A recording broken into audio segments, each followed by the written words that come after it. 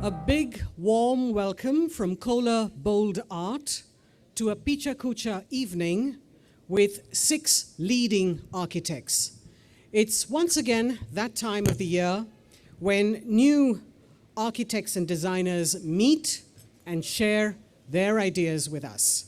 Ladies and gentlemen, tonight we celebrate design and ideas, and we do so aided by the simple concept of PechaKucha, which really are informal and fun gatherings where creative people get together and share their ideas, works, thoughts, holiday pictures, anything really.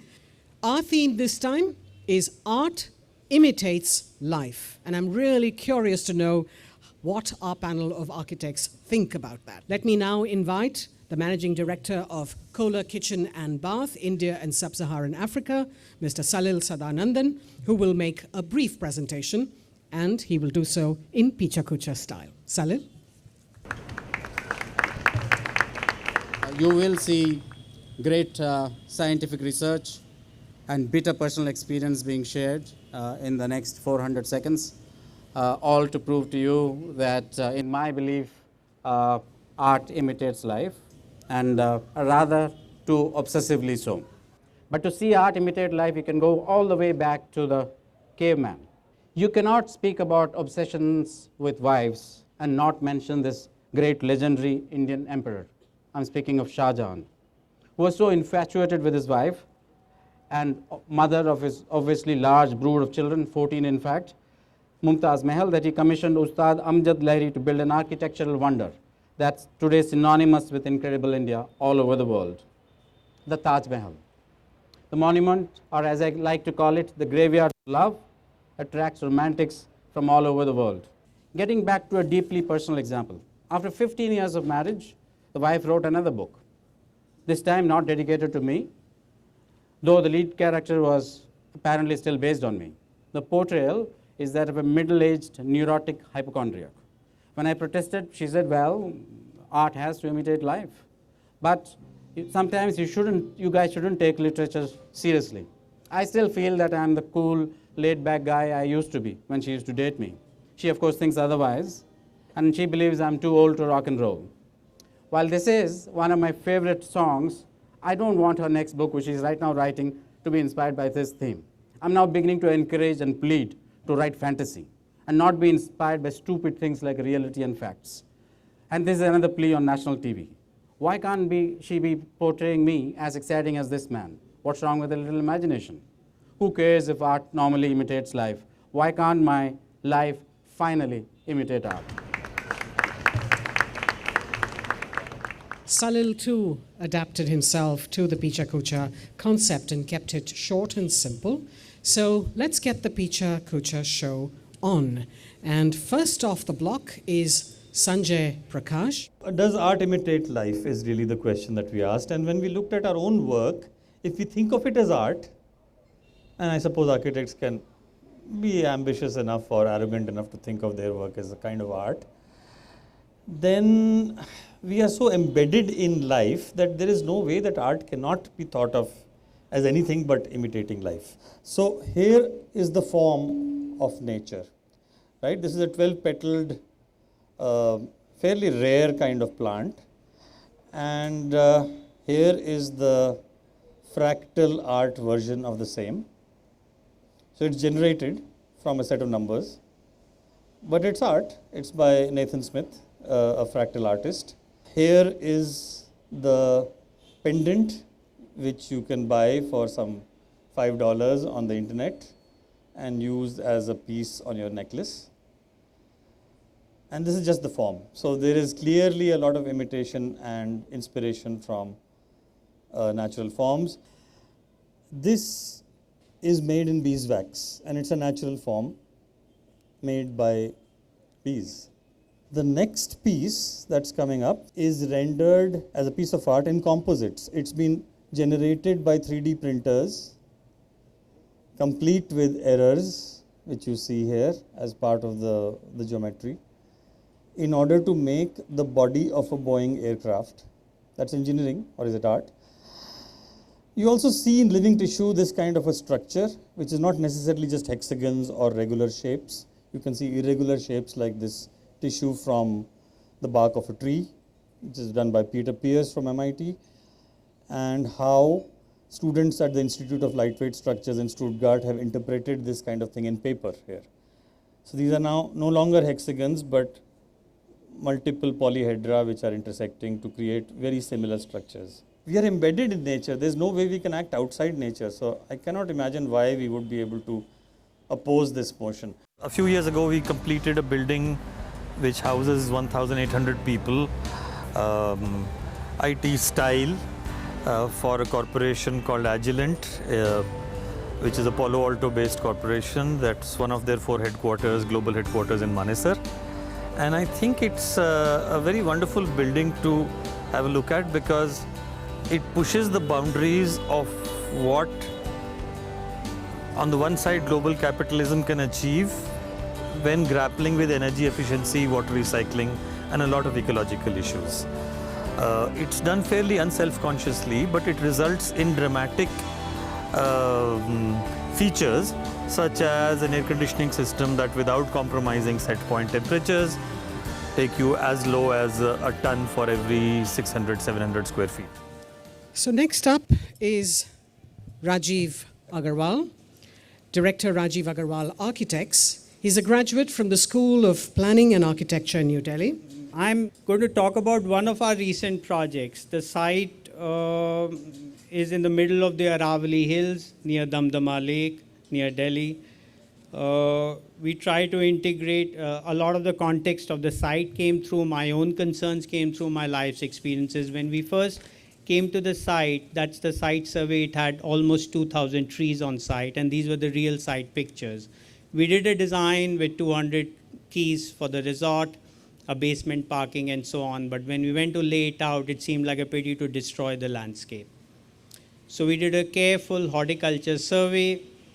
We tried to integrate as many, all the trees. We tucked away the buildings between the trees where it wasn't possible. They penetrated through the masses, and courtyards were created. Very carefully, we built plinths around the existing landscape.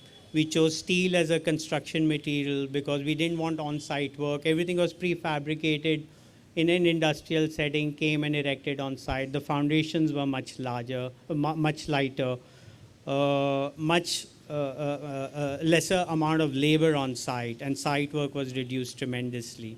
At a interior level, we took the symbolism of walk in a garden, and that was reflected, for example, in this installation in the reception. It's almost like you come and you rest under a tree, or the tree branches falling across a path, and an involute which was reflected. We wanted minimum on-site work because any on-site work would disturb the existing landscape. So we opted for a pre-engineered steel structure made in a factory and simply erected on site. So the on-site labor and work was greatly reduced. Once the choices were made, we sort of revealed the steel in architecture, both in the inside and the outside, and that very much became part of the architectural aesthetic. Our next presenter is Shaun Sengupta, Regional Director at Edifice Consultants. Art can help us reimagine our past and present and transform our future. Talking of evolving ideas, the most relevant and urgent being about how art and architecture can evolve to be sensitive to climate change and sustainability. We at Edifice are presently developing the Infosys Indore campus, as Infosys has themselves done stellar work in this regard. It's a 130-acre campus master plan which is developed in different parts, consists of number of destination nodes. Each node is self-sustained. Irradiation and wind flow study was done to establish building zones and grouping orientation as well as shape. The second project that I would like to showcase is a strong example of patronization of art in today's modern India. The JSW Corporate Office. The client is renowned patrons of art and connoisseurs of art and promotes Art India, which is India's premier art magazine. As an important forum for discussing, interrogating, and appreciating art practices, Art India has been responsible for giving platform to artists and critics to engage in mutually replenishing intellectual dialogue with each other. The client brief for the interior was for their corporate headquarters, called for design that would be minimal, one that would project and exude refinement while breaking away from the existent closed office culture to an open office. Considering the chaotic and busy setting of the site in Mumbai, there was a deliberate attempt to fashion fluid spaces using light and transparency to create prolific, yes, yet composed open office design. Imposing stairs lead to one of the reception areas on both sides of the atrium level that houses shared functions like the cafeteria, auditorium, and business center, thus transforming into a collaborative zones, one that can also multifunction as a celebration space. It's a very interesting project because it's different from the typical run-of-the-mill corporate office interiors. The clients we're looking at here are great connoisseurs of art and great proponents of art. The central atrium area kind of brought in the two foyers at two ends of the building, and a large interactive area was evolved. And the clients could use this area to have their various art discussions and the activities that they were engaged in. In my opinion, the building type which sort of best allows you to bring art and architecture together are the hotel projects. If art represents nature or is a symbol of nature, then I already must know what nature is.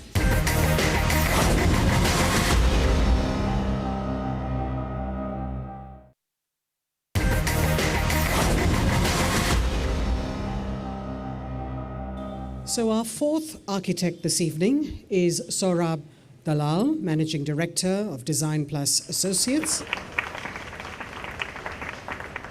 I'm going to take a slightly lighter view of what has been said today. And in my opinion, the building type which sort of best allows you to bring art and architecture together are the hotel projects. This is the Taj Vivanta in Bangalore, which I think embodies a lot of the things that you saw in this journey that we've had for the last 25 years. We used this combination of concrete and these colored glass panels. We did these grooves in the concrete, and it actually turned out to be quite useful because wherever we came across parts of the concrete which were not good, we just sort of honed that area, and it started looking like it was intentional rather than bad concrete. So it helped us sort of overcome some of those problems.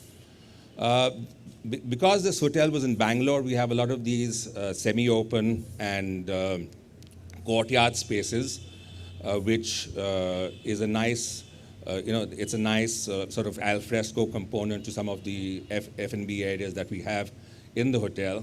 And you can see that further on the right is the all-day dining, which was a large volume space. On the left, you see the rooftop over the banquet, which is a garden, and the colored glass facade, which sort of overlooks that. The last slide is the interior of the reception space, and I think the nice thing was that at this project we had the opportunity of doing both the architecture as well as the interiors. And so we were able to make the whole composition sort of come together in a more holistic way. We did a hotel a couple of years ago in Bangalore, the Taj Vivanta, which I enjoyed a lot. But the hotel that we've done more recently, and which I'm very fond of, is the Holiday Inn at the Delhi airport. The site itself actually imposed quite a few restrictions on the design because it was close to the airport, so there were severe height restrictions on the project. And what that meant was that the project became quite dense. We needed to look at ways of how to bring light into the interiors of the project.